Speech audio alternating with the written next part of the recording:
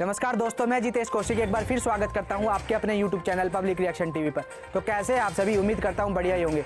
दोस्तों, हर छोटी बड़ी खबरें व ताज़ा खबरें सबसे पहले पाने के लिए अभी सब्सक्राइब करके जुड़ जाए आपके अपने YouTube channel public reaction TV पर। साथ ही घंटे का बटन अवश्य दबा लें, जिससे कि हमारी हर एक नई वीडियो का नोटिफिकेशन सबसे पहले आ सके आपके पास। जी हाँ दोस्तों, क्योंकि आप देख रहे हैं उभरता हुआ न्यूज़ चैनल। तो चलिए चलते हैं अपनी खबरों पर। आज 16 फरवरी 2023 दिन बृहस्पतिवार। आइए सबसे पहले एक नजर डाल लेते हैं दिन भर की सुर्खियों पर। युवाओं के लिए सुनहरा मौका, क्लर्क समेत कई पदों पर निकली भर्ती। हरियाणा में पशुओं के लिए शुरू होगी डायल 112। कृषि मंत्री जेपी दलाल ने किया बड़ा ऐलान। सरकारी नौकरी अपडेट, आर्मी में नई अग्निवीर भर्ती के लिए रजिस्ट्रेशन आज से प्रारंभ। 15 मार्च तक करें अप्लाई, 17 अप्रैल को होगी परीक्षा। ई टेंडरिंग पर सरपंचों के बड़े प्रदर्शन की तैयारी, 1 मार्च को सीएम आवास के घेराव का ऐलान। ट्यूबवेल कनेक्शन को लेकर बड़ी अपडेट, किसानों को बिजली निगम का अंतिम चांस, बताएंगे पूरी खबर। हरियाणा सीएम के कार्यक्रम में बवाल, रोहतक में भाषण शुरू होते छात्र छात्राओं की नारेबाजी, पुलिस ने बाहर निकाले, सरपंच भी हिरासत में लिए। पानीपत में पेपर सोल्वर गैंग पकड़ा, समालखा स्कूल में चल रही थी केंद्रीय विद्यालय के टीजीटी की ऑनलाइन परीक्षा, होटल में बैठकर दे रहे थे एग्जाम। अब एसबीआई में एफडी पर मिलेगा ज्यादा ब्याज। एसबीआई ने फिक्स्ड डिपॉजिट की ब्याज दरों में की बढ़ोतरी, 3% से लेकर 7% तक इंटरेस्ट रेट मिलेगा।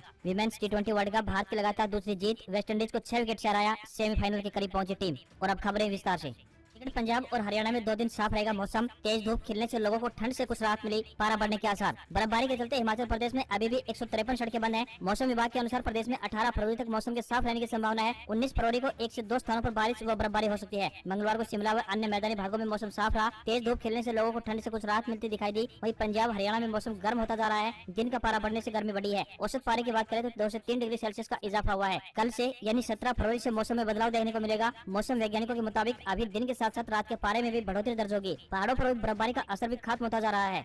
पंचकुला जॉब्स अपडेट, युवाओं के लिए सुनहरा मौका, क्लर्क समेत कई पदों पर निकली भर्ती। Ex serviceman contributory health scheme यानी ECHS स्टेशन पंचकुला द्वारा सफाई वाला, अटेंडेंट, क्लर्क और कई अन्य पदों पर आवेदन मांगे गए हैं। इन पदों के लिए आप ऑफलाइन माध्यम से आवेदन भेज सकते हैं। पुरुष और महिला दोनों वर्गों के उम्मीदवार इन पदों के इच्छुक हैं, तो वो भारतीय पोस्ट के माध्यम से अपने आवेदन भेज सकते हैं। आवेदन करने की अंतिम तिथि की बात करें तो 25 फरवरी 2023 तय की गई है। इन पदों के लिए इंटरव्यू की तारीख के बारे में चयनित उम्मीदवारों को मोबाइल या फिर ईमेल के माध्यम से जानकारी दी जाएगी। लैब सहायक, नर्सिंग अटेंडेंट, फार्मासिस्ट, ड्राइवर या चौकीदार, चपरासी, फीमेल अटेंडेंट, सफाई वाला, data entry operator, clerk, lab technician के पदों पर आवेदन कर सकते हैं। इन पदों के लिए कोई भी आवेदन शुल्क दे नहीं होगा। न्यूनतम आयु 18 वर्ष और अधिकतम आयु 53 वर्ष निर्धारित की गई है। उम्मीदवारों का चयन इंटरव्यू के आधार पर किया जाएगा। सिंचाई के बजाय सोलर पंप का अन्य तरीके से उपयोग करने पर दर्ज होगी FIR तथा सब्सिडी भी ली जाएगी वापस। कैथल के अतिरिक्त उपायुक्त डॉक्टर बलप्रीत सिंह ने बताया कि हरियाणा सरकार के नवीन एवं नवीकरणीय ऊर्जा विभाग द्वारा अनुदान पर दिए गए सोलर पंप को उखाड़ने या किसी अन्य को बेचने या फिर किसी दूसरी अन्य जगह पर लगाने तथा कृषि सिंचाई के बजाय सोलर पंप को अन्य तरीके से उपयोग करने पर FIR दर्ज करवाई जाएगी तथा सब्सिडी भी वापस ली जाएगी। ADC डॉक्टर बलप्रीत सिंह ने बताया कि जिला में सोलर पंप का गलत तरीके से उपयोग करने की शिकायतें लगातार मिल रही हैं। इस संदर्भ में नवीन एवं नवीकरणीय ऊर्जा विभाग के महानिदेशक द्वारा निर्देश जारी भी किए गए हैं कि निर्धारित की गई जगह के अलावा लाभार्थी किसान द्वारा सिंचाई के अतिरिक्त अगर सोलर पंप का किसी अन्य तरीके से दुरुपयोग किया गया तो लाभार्थी किसान को सब्सिडी का अधिकार नहीं है तथा उसके विरुद्ध नियमानुसार कार्रवाई भी विभाग द्वारा की जाएगी। साथ ही FIR दर्ज करवाई जाएगी व केंद्र व राज्य सरकार द्वारा दी गई सब्सिडी वापस करनी होगी। अतिरिक्त उपायुक्त ने यह भी बताया कि सोलर पंप पर 75% अनुदान दिया गया है और इसका उद्देश्य बिजली व डीजल की खपत को कम करने के साथ साथ पर्यावरण को दूषित होने से बचाना भी है।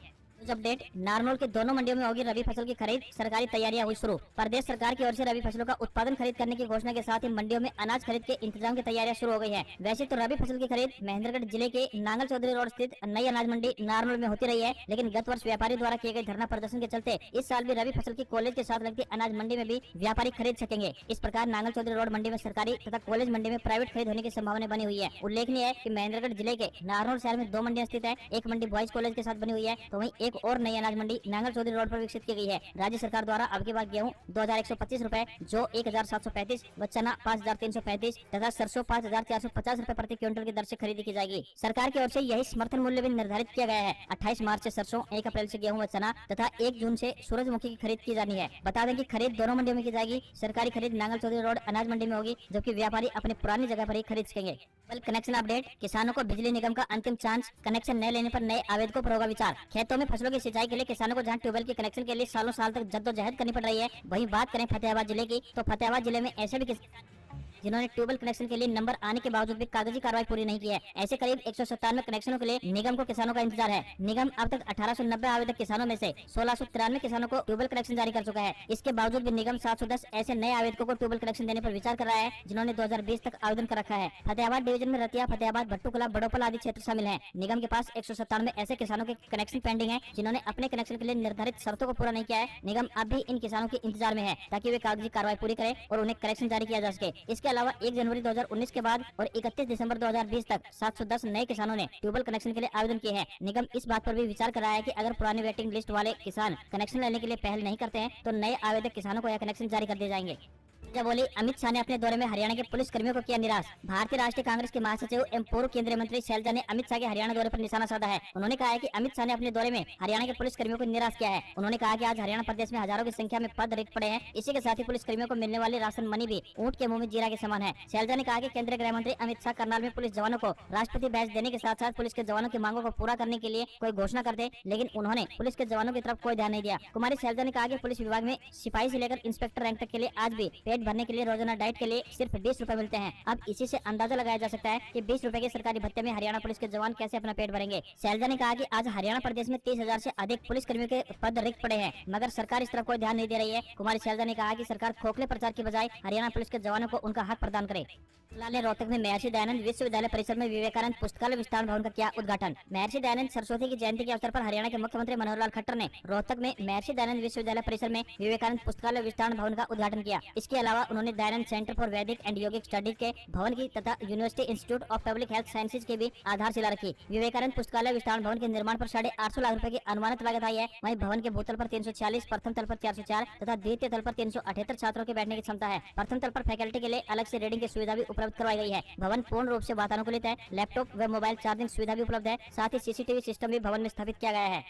बोर्ड परीक्षा की टॉपर छात्राओं को देंगे 31,000 तक का इनाम। बेटियों को शिक्षा के प्रति प्रोत्साहित करने के उद्देश्य से फतेहाबाद जिले के गांव शेखपुर दड़ोली के सरपंच सुमन सुथार ने एक शानदार पहल की है। सरपंच ने घोषणा की है कि वह परीक्षाओं में विभिन्न श्रेणियों में टॉपर रहने वाली छात्राओं को अपने स्तर पर नगद पुरस्कार देकर सम्मानित करेंगे। उन्होंने बताया कि बेटियां ही नहीं, टॉपर रहने वाले गाँव के बेटों को भी सहयोग दिया जाएगा। सरपंच सुमन सुथार ने कहा कि उन्होंने गणतंत्र दिवस पर वायदा किया था कि लड़कियों और महिलाओं को आगे बढ़ाने के लिए वे तत्पर रहेंगे। इसी कड़ी में वे बोर्ड की परीक्षाओं यानी 10वीं और 12वीं की छात्राओं के लिए अपने व्यक्तिगत तौर पर सम्मान राशि घोषित कर रही है। उन्होंने बताया कि राज्य स्तर पर टॉप रहने वाली छात्रा को 31,000 रुपए की प्रोत्साहन राशि देंगी। जिला स्तर पर यदि कोई बच्चे टॉप आती है तो उसे 21,000, खंड स्तर पर 11,000, स्कूल स्तर पर टॉपर रहने पर 5100 रुपए की राशि वे अपनी तरफ से देंगे। उन्होंने साथ ही ये भी कहा कि यदि लड़के भी प्रथम रहते हैं तो उन्हें भी कुछ न कुछ नगद सहयोग अवश्य दिया जाएगा। श्याम मेला अपडेट। बाबा खाटू श्याम के द्वार एक दिन के लिए रहेंगे बंद। 22 फरवरी से शुरू होगा लक्खी मेला। बाबा खाटू श्याम का लक्खी मेला इस बार 22 फरवरी से प्रारंभ होने जा रहा है। मेले से पहले 21 फरवरी को बाबा का तिलक किया जाएगा। ऐसे में शाम 5 बजे तक श्रद्धालुओं के लिए दर्शन बंद रहेंगे। मंदिर समिति ने यह आदेश जारी किया है। इस बार बाबा खाटू श्याम का तिलक 21 फरवरी को होना है। ऐसे में मंदिर में दर्शन 20 फरवरी की रात 12 बजे से बंद कर दिए जाएंगे। तिलक के बाद मंदिर के दर्शन अगले दिन यानी 21 फरवरी को शाम 5 बजे से प्रारंभ होंगे। आपको बता दें कि खास आयोजनों और धार्मिक उत्सवों पर बाबा खाटू श्याम का तिलक और श्रृंगार किया जाता है। ऐसे में मंदिर में दर्शन बंद रखे जाते हैं। वहीं बाबा खाटू श्याम का लक्खी मेला भी इस बार 22 फरवरी से शुरू होने जा रहा है, जिसमें लाखों श्रद्धालु देश के विभिन्न कोनों से दर्शन के लिए पहुंचेंगे।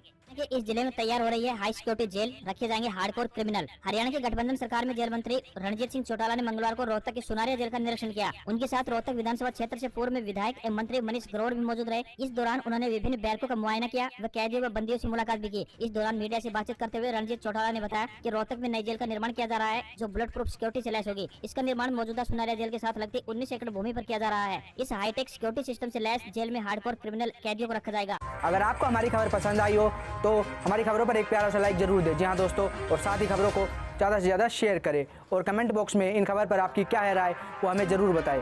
आज की खबरों में सिर्फ इतना ही। मिलते हैं अगली खबर में। जब तक सब्सक्राइब करके जुड़ जाइए आपके अपने YouTube channel public reaction TV से, और साथ ही घंटे का बटन जरूर दबा लें ताकि हमारी हर एक नई वीडियो पहुंच सके आपके पास सबसे पहले।